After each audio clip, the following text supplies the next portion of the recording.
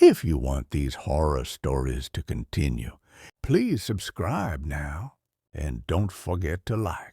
When Noah was transferred to Ward C, everyone warned him to stay quiet after dark. The hospital was old, its walls soaked with the smell of disinfectant and something far worse beneath it. During the day, nurses filled the halls with noise, but when silence fell, only one presence remained. Her name was never written anywhere. Patients whispered about the night nurse, a woman who walked without sound and watched without blinking. Footsteps echoed through the corridor, slow, deliberate, unnatural. A shadow slid beneath Noah's door and stopped. The handle turned gently.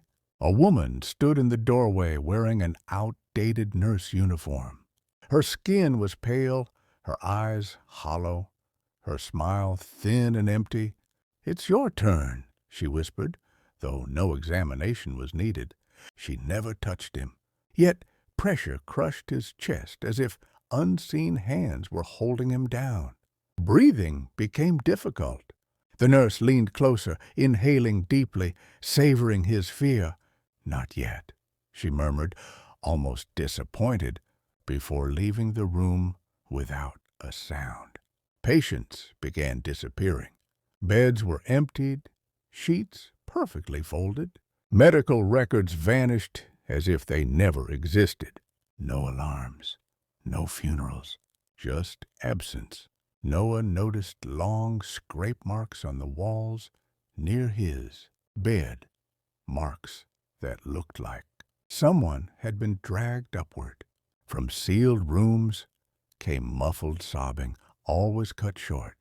Noah followed her one night. She moved toward the hospital's closed wing, sealed long ago after an unexplained disaster. The air grew heavy, colder, harder to breathe. At the end of the corridor, she stopped without turning her body. "You don't belong here," she said, her voice layered with many others. Behind her was a hidden ward filled with beds.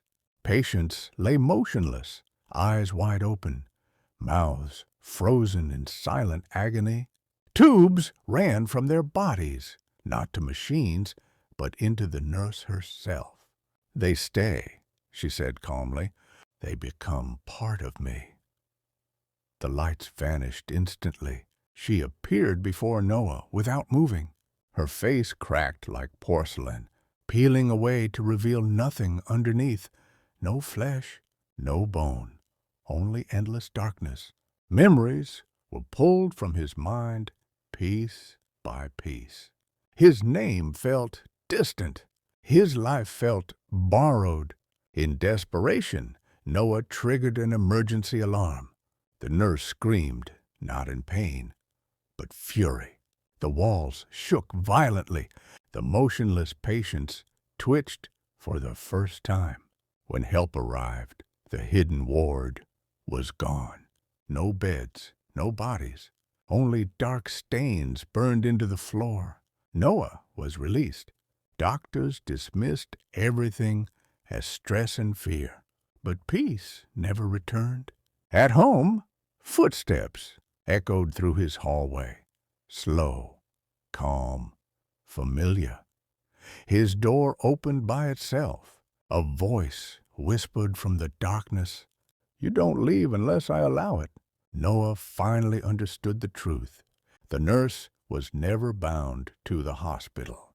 The hospital was only one of her homes. Noah tried to convince himself it was over. New walls, new streets, new faces. But silence followed him everywhere. Reflections lingered too long in mirrors. Sometimes he caught the faint scent of disinfectant in places it didn't belong. His body was free, but his shadow no longer felt like his own. One evening, he noticed bandage, marks on his arms. He couldn't explain. Clean, precise, professional. When he touched them, a memory surfaced. cold fingers hovering just above his skin, never touching, yet controlling everything. People around Noah began acting strangely. A neighbor stared at him without blinking. A cashier whispered his name without ever being told it. Their eyes carried the same emptiness, the same hollow calm. The nurse was spreading. A letter arrived with no return address. Inside was a single hospital wristband. His name was written on it in faded ink. Beneath it, a message. Your bed is still warm. That night, the walls breathed. The floor felt soft, almost alive. Hallways stretched where rooms once were. Doors appeared that he never built. At the end of the corridor stood a familiar silhouette. Perfect posture, folded hands, patient smile. You were never discharged, the nurse said. Her voice came from everywhere at once. You only stepped outside the building. The ward followed. Noah realized the truth too late. The hospital was no longer a place. It was a condition. He tried to scream, but the sound was absorbed by the air. Around him, other figures emerged. People he recognized. People who had vanished. Their mouths opened, but only silence escaped. Tubes of shadow connected them all to her. The nurse moved closer. Her form shifted, splitting into many versions of herself. Each one wore a different face. Each face belonged to someone who had once trusted her. Care never ends, they said in unison. Noah felt himself fading, not dying, but being archived. His memories were filed away. His fear was catalogued. His name echoed once, then felt unnecessary. He was placed gently onto a bed that had been waiting only for him. Somewhere, someone new entered a hospital, unaware. A nurse watched quietly from the corner, perfectly still, perfectly patient. And a bed, newly emptied, began to breathe again. The lights went out without warning, plunging the corridor into complete darkness. For a moment, there was silence. No alarms, no footsteps, no breathing. Then the lights flickered back on. The ward looked different, cleaner, too clean.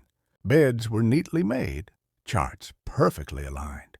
Noah searched for his name on the patient list, but it was gone. It was as if he had never existed.